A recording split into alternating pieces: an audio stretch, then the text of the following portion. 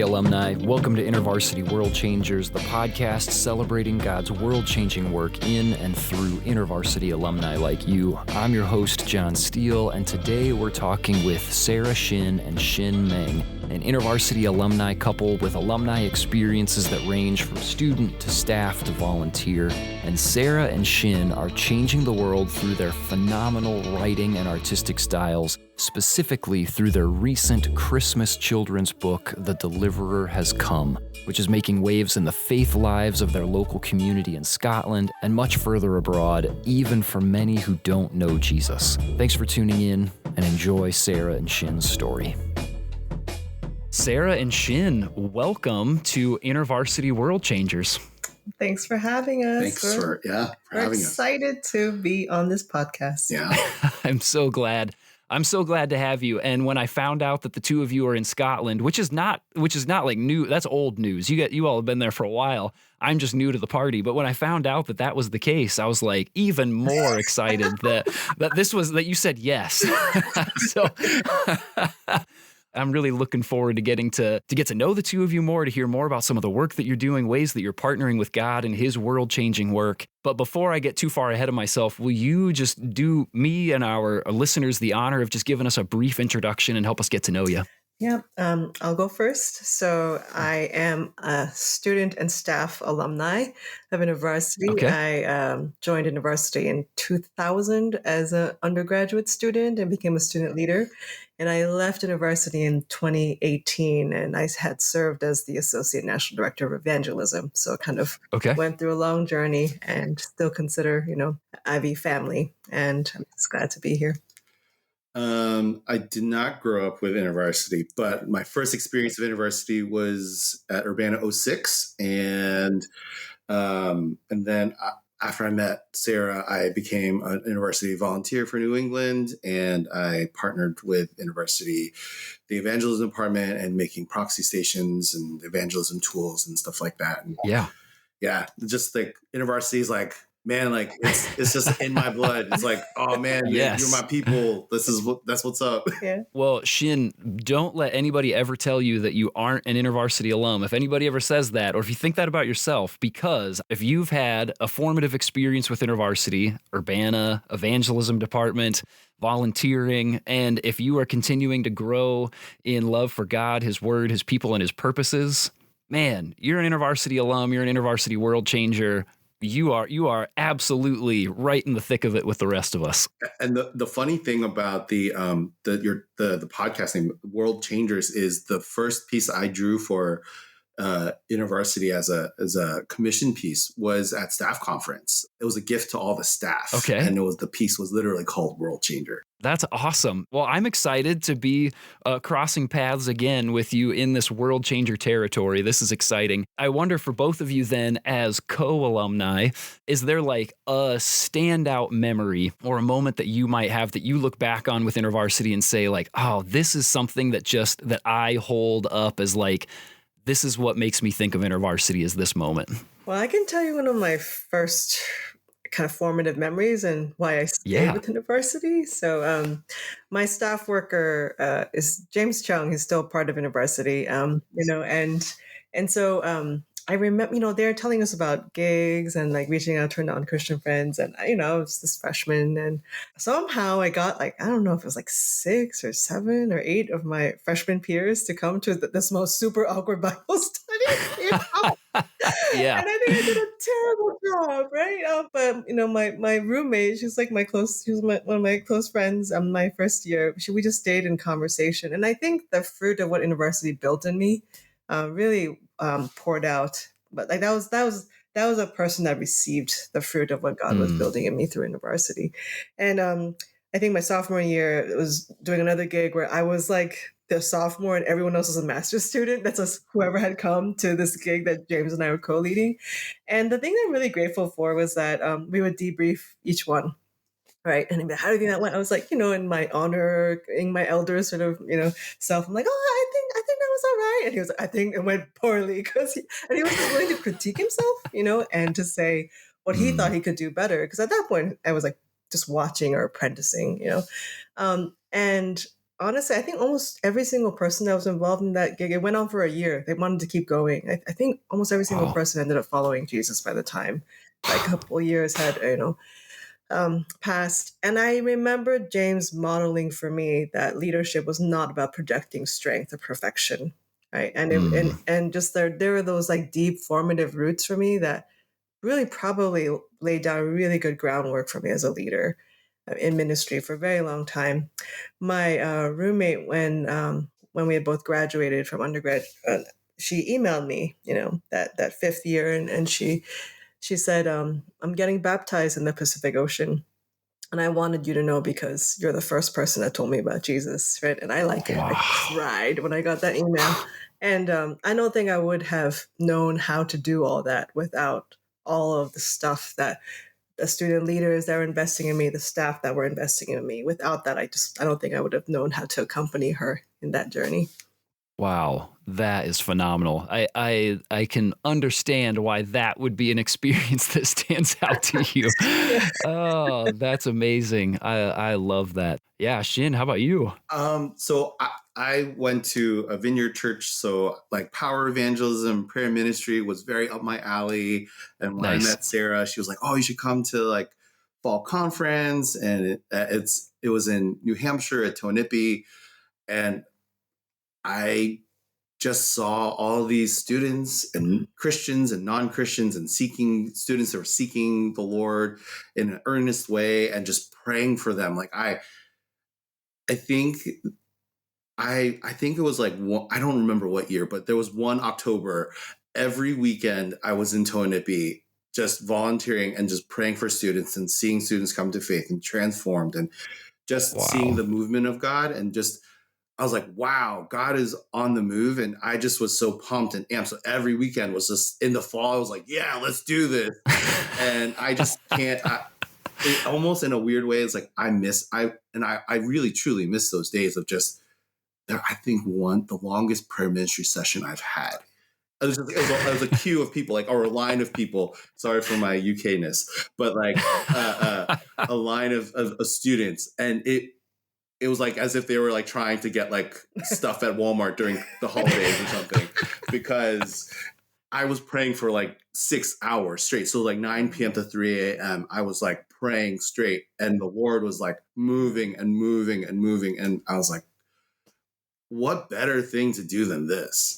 Wow, that's so great. I love those kinds of stories, and I think so many of us, as we live in the season of life, after graduation and long after, when we don't even think about our lives in terms of post graduation anymore, that we still long for those days and those experiences. We try to find ways to incorporate it into our current faith communities, and like, oh man, what if we could all just pray like that, just earnestly like that together, and what would that be like to have an awkward Bible study that turns into everybody saying yes to Jesus and getting baptized in the ocean, and like those are the things, like that's so cool. And I love those kinds of stories, because those are the things that just take us back and say like, man.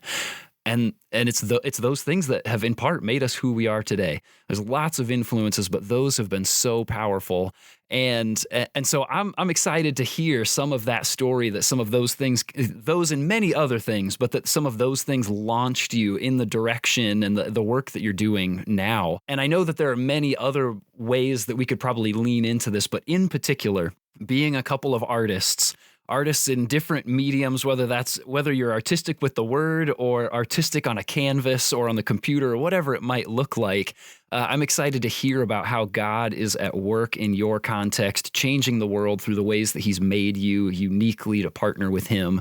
And in particular, you have a book that I'm really excited to talk about. I'm going to restrain myself before we jump into the book, because, as you said, the two of you came at InterVarsity kind of at different points of entry, but at some point, your paths crossed, your creative paths crossed, and like a whole life has happened. So tell me, like, where was that moment? Where did those paths start to cross, and did you start to collaborate artistically?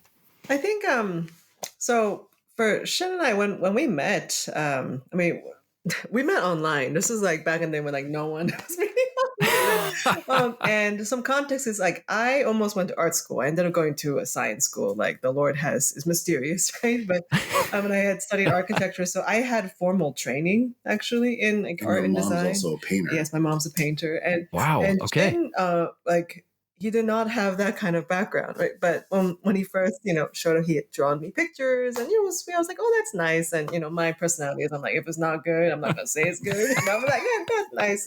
There you go. And the fourth drawing that he drew, it was in response to his friend Rodney's song, a rap that he had made up, and I was looking at him like, this is like really good. Like you could sell, like this is genius. And he kind of was like, got so excited. So that was like and then in that we started drawing together. So like he would draw lines, I would add color, and we would like kind of flip the paper around, and that was kind of a date activity for us. Um, and that was like how drawing together started.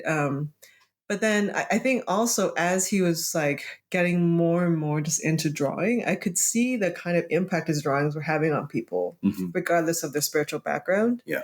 And then at some point, as I was working with InterVarsity, and in the evangelism department, and we were talking about making resources for artists. I think about like artists kind of need many different ways to like engage with questions, not necessarily like a something that feels canned, like here's step 1, 2, 3. They'll be like, what is this? Right? So we're like, what if we had a giant mural? Right. And I was like, oh, I know someone that could do this, because when he first showed me some of the stuff he drew, I was like, my friends in art school, they do drugs to draw like you. You just have Jesus, you don't do no drugs.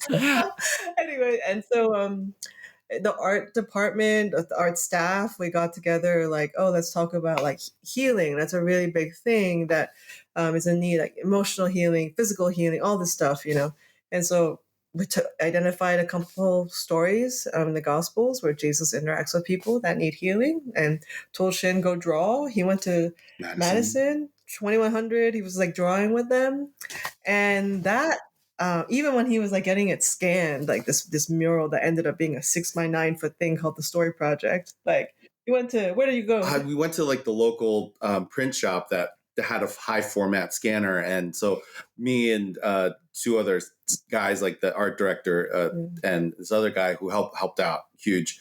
Can I name names? Yeah, please do. Henry Lucy Lee and Gary Nauman, who just recently retired, but we just walked in and people were just like berating us with questions like, what is this? Like, what project is it? Tell us more about it. And then we even connected a person to a campus large group.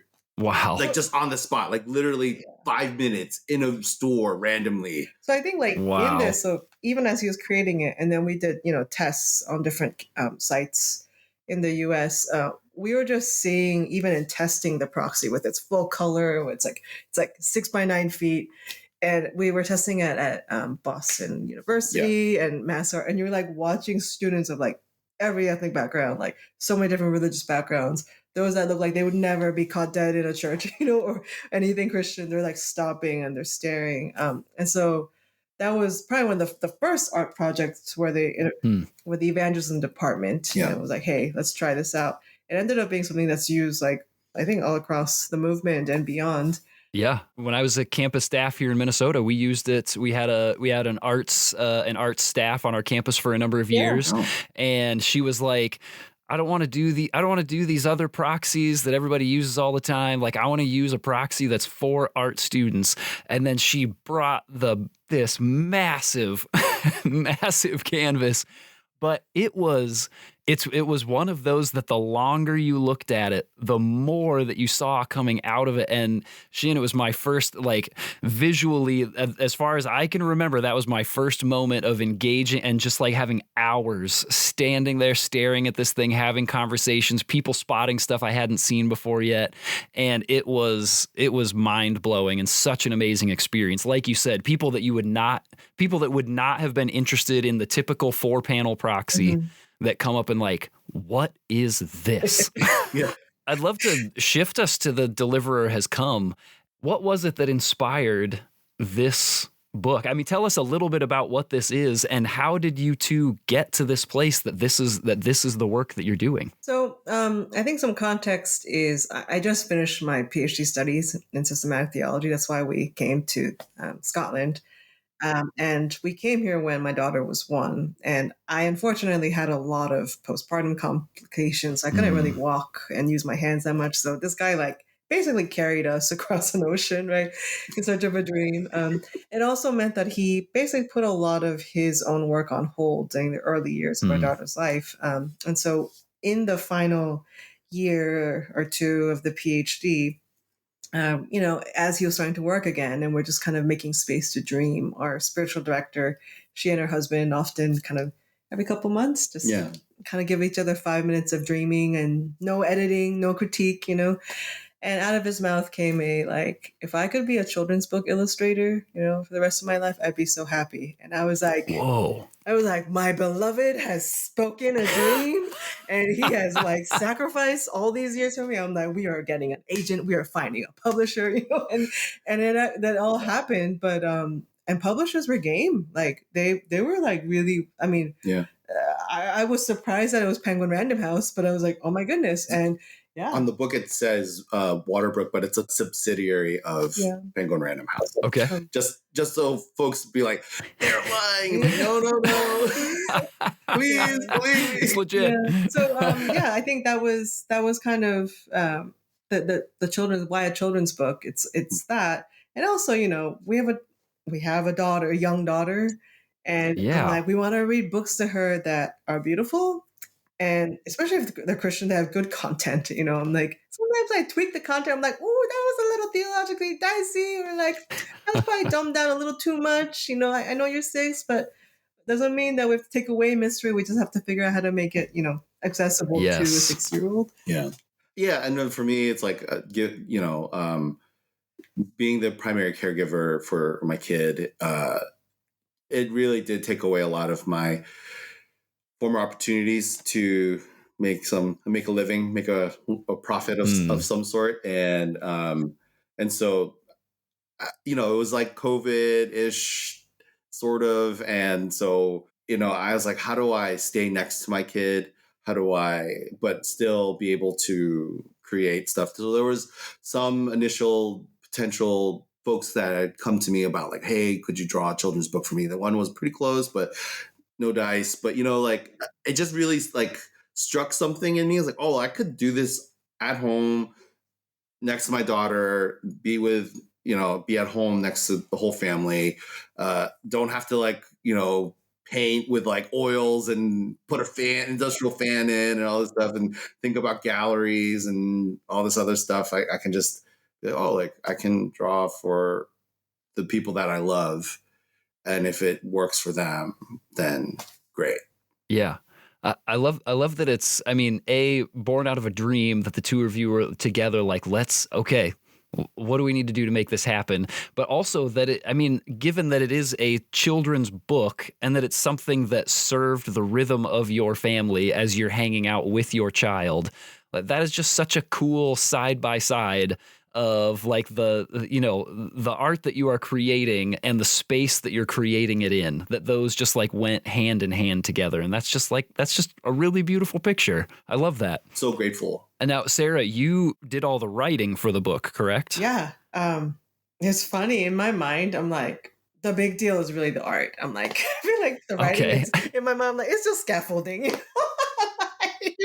I'm like, oh, sure. The art hits you in the face. But I have to read thousands of words a day, right? My thesis was 100,000 words of writing. And so I was like, 500 words, children's vocabulary, done, because I have to use them anyway, right? I'm talking to, now she's 6. So I was like, I want a book where I have to use words that make sense to her. I have to do that anyway. So, it was just kind of an exercise of putting my everyday speech into writing. Yeah. Was that an interesting challenge? Was it harder than you thought it would be? What was that process like? Because you even mentioned in other Christian kids content books that you're like, ooh, I understand watering down, but that felt like maybe you took it too far. did you come across any of those challenges yourself, or was it like, no, actually, I feel equipped to do this? But the thing about InterVarsity is like, right, we get trained on how do you communicate what is essential to people Yeah. that did not grow up in church, have no access to faith, right? So you better not speak any Christianese at them, right? And so, it's a cognate sort of thing with a child, right? So I'm like, I want to give her foundational building blocks that she doesn't have to throw out later. So, like I don't want to give her something that's dumbed down so much that it makes sense to her, but it's actually like really cuts off the story. And I think I'd read so many Christmas books that are really about the moment of Jesus' birth. And that's great, but I was like, I want her to understand that story in connection to the larger story of the Bible, of God's work in the beginning and in creation, in working through Israel. So that's really what I was hoping for, because I'm like, I want her to understand this story, not just from an individual standpoint of individual salvation, but this corporate longing and expectation for the deliverer. Because I'm like, if I use Messiah, she's going to be like, what does that mean? I'm like, well, I can teach her that term, that she can speak it in church. But in the end, I'm like, I want her to give this book to her friends. And we are in a very post-Christian part of the world, more post-Christian actually probably than even New England where we were. And I'm like, Messiah not going to make any legit sense to them, but a deliverer, maybe a little bit closer. So I think I was just thinking not only about her understanding what she's reading, but also being able to share it with a friend. So there are multiple things happening for me. Yeah, and there's so much about that feels so InterVarsity to me. Of like, not only being able to be able to wrestle with an idea and share it in a way that is accessible to someone who, like, across the board, whatever your level of comfort is with this material, it's like you will be able to dial in and understand. But also the fact that you're leaning into broader context. We love to go back and explore context so that you understand more about why something is happening, why it was meaningful for them, so it can be meaningful for you. And also that there is this evangelistic component to it as well, that you want your child to be able to hand it to their friends in a post-Christian community and say, like, there's something important and meaningful going on here that I can engage with, and it doesn't just feel like this Christianese sort of experience. And that's just, I think that's super cool. Yeah. It's like we gave the book to one of our friends, and that friend gave it to their mom, and it was just like, oh yeah, sure, like, 'cause we already ordered the book, don't worry about it. I was like, oh great, awesome. And they're not believers, so I was like, oh, this is okay. But they love us, so they're like, cool. But they come to church. Awesome. They want to come to church and all this stuff. So it's like there's this, like, I don't know, like in InterVarsity terms, it's like it's a threshold 3 or whatever, 2 or 3 or whatever, right? And they're just like really trusting extra us points. and what have you. But they gave the book to her mom, and the thing that they told me that when I bumped into him again was like, my mom read the book and she burst into tears. She loved the book so much, and I mean, and she's not a believer. I know that she's not a believer as well. So it's just all of this stuff is like, something's going on here. Like, we're hitting a nerve that is beautiful and wonderful. Yeah. And actually, oddly enough, even though it's very post-Christian here, there's still like a state church. It's the Church of Scotland. And so schools still have to kind of learn church stuff. And so I did get to, so a friend of mine was, she's a school teacher. She was like, oh, come and read the book to my kids. And I was like, oh, great. It's like 20 kids, maybe. I'm not even thinking about it. I'm like, This would never happen in New England. Never would happen in New England. Never would happen, I think, in a lot of America. But anyway, so I bring 2 books and my iPad, and just thinking, small classroom, my friend's class, right? Whatever. I get there, and then kids are screaming like, he's sad. And I'm like, what is going on? And the kids are setting up chairs, and they're putting mats on the floor, and it's just like, I'm in almost the auditorium. The auditorium was like doing something else, but like it was like the second largest room in the school. And instead of 20 students, it was 120 students. And staff and all these other people. And I'm like, what is going on? Wow. And I got to just read the book and talk about the stories and ask them questions. And it wasn't just like first graders or kindergartners. It was like all the way up to fifth grade. And I was like, are they going to make fun of me? Because like they are really good with their words. And sometimes I will stutter. And I was like, this is not a good space for me right now. I did a really good job. But it was like the kids were yearning for so much more. They realized there was something there that like the Lord, and they all wanted to buy the book and all this stuff. And they like, so they asked for all this information about the book. And I was like, okay. And the bulk of them are not believers, right? And what an opportunity. And he's like fantastic. He's got like, I don't know if you know about like strength finders, but like woo, winning others over, like that's like one of his top. Like he can make friends with a bear, a stone, whatever. Like he's gonna be your BFF after like 30 minutes, and so or maybe a year. I'm like, patient, But like I feel like the book transmits through art like his woo. Wow. I love that. When I think about your artwork, Shin, at least my experience with it is largely through things like the story project. And so like, and that is just this one huge panel that has all of these little vignettes that are connected, but also separate. Yeah. But here you have like a page by page changing of the story as you go along. So I wonder for like the ways that you have engaged artistically, what was that like, sort of changing from like big picture or individual panels, but here you got 4 or 5 of them, to a book that page by page is sort of a different progression of the story? What was that like, translating that artistically?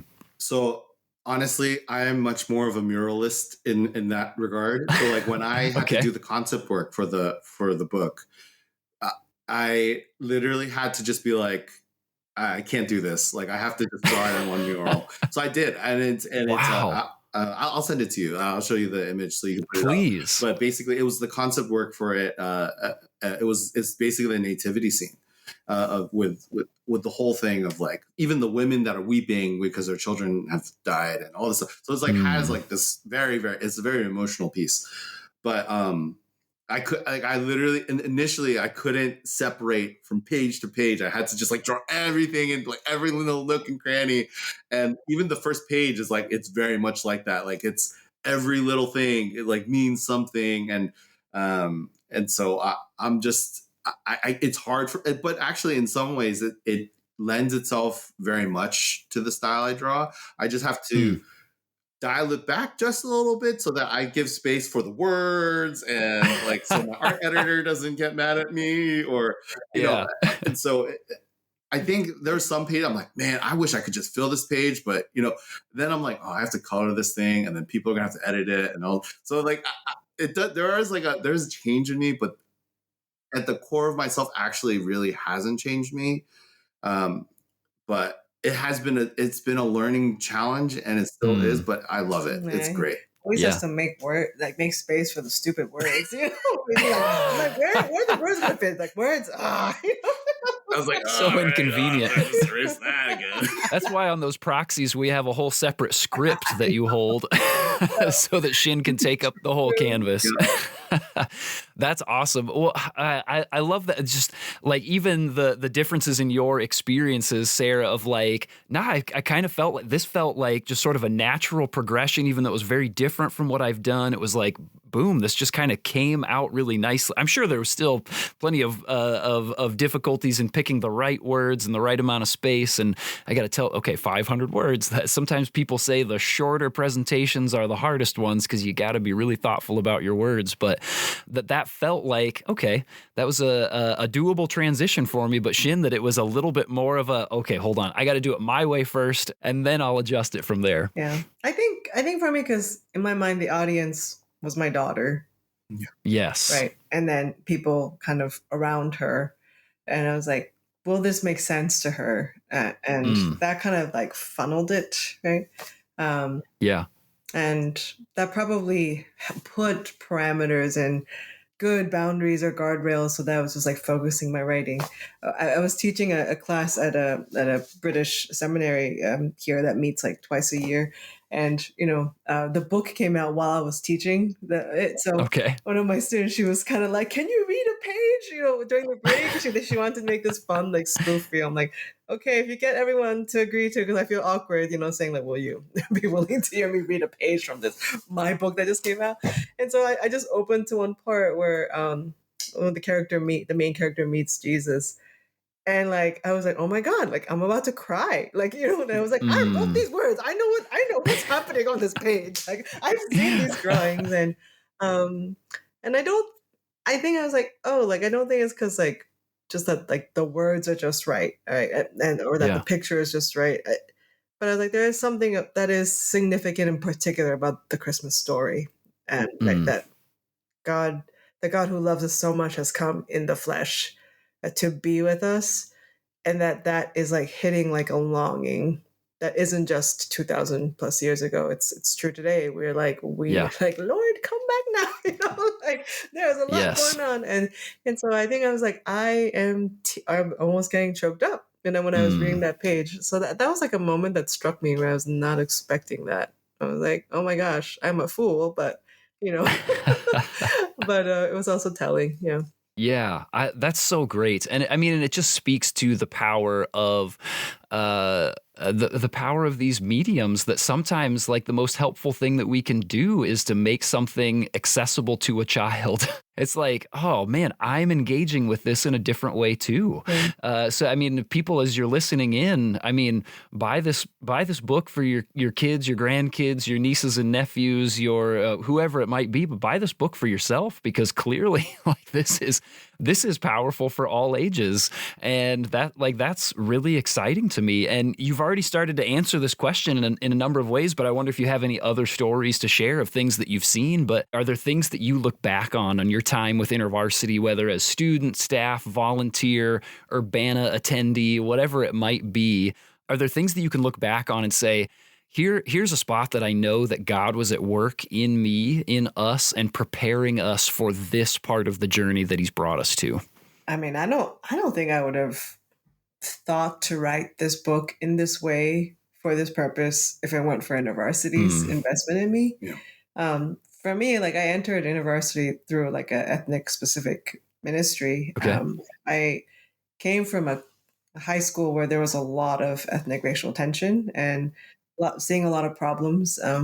And clearly they're not going away in the Right. States, at least, but I think to see like a professing community of faith that was able to talk about like loving scripture, loving Christ, but also talk about the complexity of culture and not just being like, Korean American, I'm Asian American, and it's great, but also like there's pain there with family. There's complexity. Like how do you love and honor? How do you deal with shame?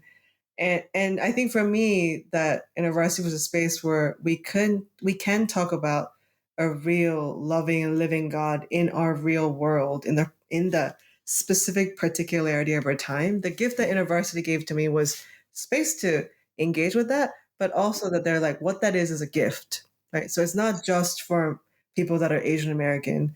That actually I was invited in to then be someone that does do training and teaching all across the movement, that who I am as an Asian American woman is a gift to like the larger body of Christ.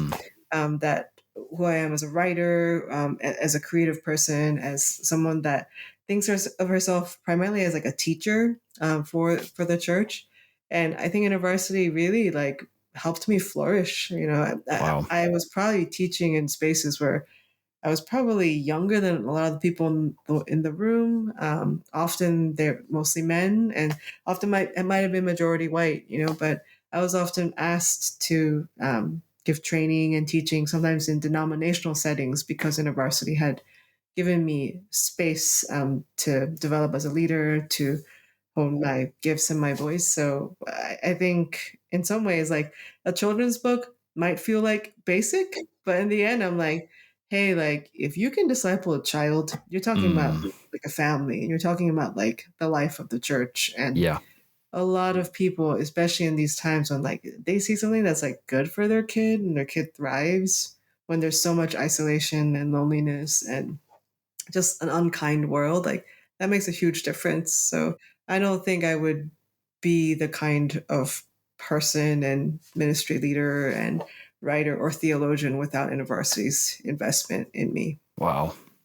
So like caveat, like I come from a community of like artist friends that are like from the gallery world. They're like really super duper, like they're not poor. Let's just put it like that. And they're just doing great and they're amazing. And I probably would have gone down that route and not really have thought too much like, what art would sell. Man, and there's nothing wrong with that. There's, like you get to do what you love and you get to sell money and support your family. There's nothing wrong. I have no issues with that whatsoever.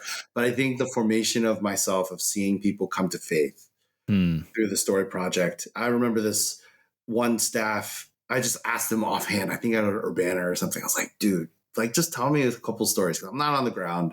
Tell me some stories about the Story Project. And there was a student, they had it up on the main side of campus, and there's one student just drops like an explicit word and they're like, that's effing awesome, whatever, right? And then the staff just walks up to the person and says, hey, like, what's so effing awesome about it, right? And then just like engaged with this person. The person was like just talking about it and invited them to a gig and all this stuff, and and the person came to faith at like fall conference. And so you're like, oh man, like I don't get to see that, but then I kept on hearing story after story, going to staff conferences, going to whatever, and then hearing the impact it had on, and it's actually interesting. If I go to a Story Project thing and I'm there, it goes terrible. It goes sideways, actually. Like, oh, the artist is here. They think like more people will come to faith, less people come to faith. Because then they talk about the nitty gritty, my favorite thing, or da da da da da.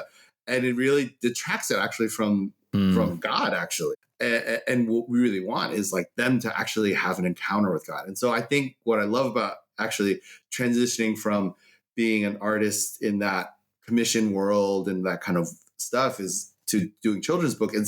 I am doing more of the same thing of being a missional evangelist through art. Wow. Is there a word of advice that you would offer, or a word of encouragement that you would offer to other alumni as they continue in their journey of kind of sorting out, what does it look like for me in my context and with my skill set to partner with Jesus in his world-changing work? So we're both, like, Shin just turned 43. I'm turning 43 in a couple weeks. We are not doing what we thought. We couldn't have even imagined that what we were doing now 10 years ago. Like, and I think we are where we are in Scotland. For me, having gotten like a PhD, and then we're having we just came out with this book, Shin's like doing the children's book illustrator work. But even 5 years ago, I've been like, are you for real? Like, is this happening? And part of it is like, we just made space to pray and ask the Lord, like, and to speak to him about our dreams. I think just to be like, this is the dream that's coming up. This is the world's need and kind of the gift or the desire that I think I'm bringing. Like, would you speak into that? And I think we all have dreams, desires, gifts to bring. But 15 years ago, I was doing something else, like 20 years ago, I was doing something else. And, I don't think we ever stay. Some people do the same work their whole lives, and it's amazing and it's beautiful. And we need those rocks and anchors in different communities. And for a lot of people, like, even if they're within an organization, the Lord calls them to continue to adventure with him. And I think when we stop dreaming with the Lord, when we stop listening to what the Spirit is inviting us to, I think we miss out on some really big adventures. And I say that, like, we oscillate between wonder, that it's wonderful, and then it's scary, We're like, I'm like, that's when we're at the end of this journey. I'm like, Lord, what's next? Like, what's happening? So some days it's like mostly wonder, and some days it's mostly fear. But I don't think faith is about, right, just kind of safe travel, and that everything's peachy keen. So I would say, like, dream and follow the Lord.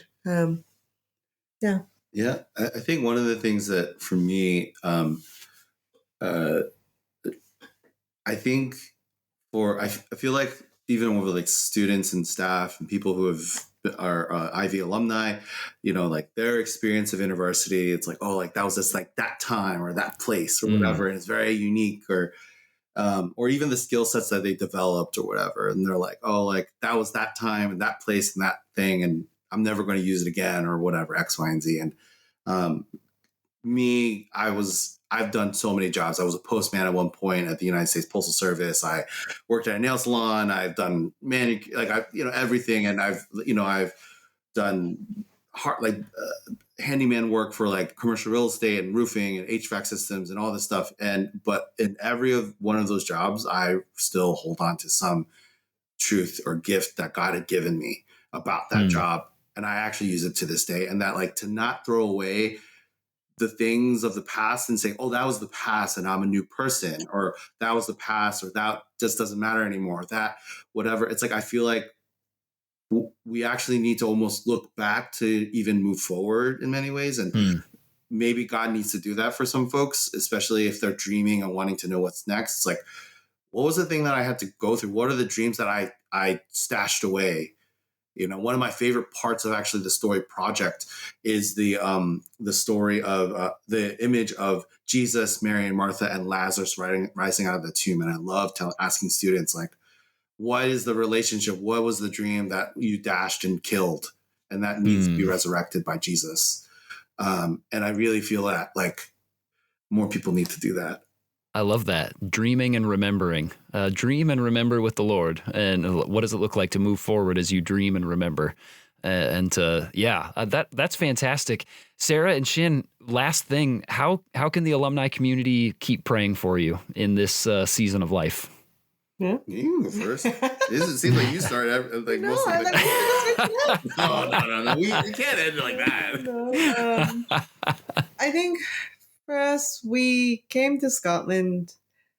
Coming to Scotland coincided with leaving university, and it wasn't for me. I didn't leave university working for university because I was unhappy. It just, for me, the opportunities that had been given in working with university meant I was going and helping training leaders in denominations, particularly as they're engaging in conversations about faith and scripture and ethnicity and race and justice. But I was seeing theological gaps, right? When we talk about human reconciliation and how does it connect to what we understand about when God reconciles with us. So the desire has been always to help train the church. I don't care about the piece of paper. I don't care about the title. I've been like, at some point I was like, the factory's messed up. Gotta help fix the factory, But so I think right now we're like, where do we go next, Lord? And so we're discerning and waiting. So if you just pray for a space where I can continue to write and teach theology that I hope will help the church. That's the prayer. Prayer for me is honestly to just go where God is calling us to go. I mean, I'd love to stay in Aberdeen. Look, we're trying to figure out how to stay, but yeah, like, it's always open hands and kind of like that missionary mindset of like, where are you leading us, God? And yeah, so it's like to even have just to kind of know where, like, what wild God is doing, and like just following him, because that's like that's the best and safest path. Yeah. That's what I've experienced. So yeah, that's awesome. I will make sure that those get put in our episode description so that people can be praying for you. Sarah and Shin, thank you so much for joining us for this episode. Thanks for sharing these stories. Thanks for laughing with us and for just being fantastic guests. And thank you for the ways that you are following Jesus, that you are partnering with God in his world-changing work. It's exciting to have alumni like you, alumni like both of you, Sarah and Shin, alumni. I see you, John. I feel it. I know. That's good. That's good. Wear it with pride, man. That's to see both of you just leaning into these things like this, and at the same time holding that open-handed and saying, is there a next step that God's inviting us into, and saying, like, celebrating what has has been and saying, like, if we're going to keep going here, that's awesome. But if there's something that's next, we want to say yes to God. And what does it look like doing that? And I appreciate that we have examples like you who are leaning into those things, taking scary steps and seeing God show up in awesome ways. And it's just fun to get to tell stories like this because God is at work in a world that has a lot of crazy stuff going on. And he's building his kingdom, and he's calling people. Thanks for being a part of that and telling us just a few of those stories that you get to be a part of. Oh, thank you so much for inviting us to this podcast. It's awesome. Just felt like at home. Man, great. Yeah, it's nice to be with InterVarsity fam. Thank you. Yeah. Thanks for tuning in, alumni. Check the show notes for more information about today's guest and for ways that you can be praying for your fellow alum. If you know someone who needs to hear this story, take just a moment to share the episode with them, and then be sure to leave us a rating and a review as well. Now go change that world, alumni.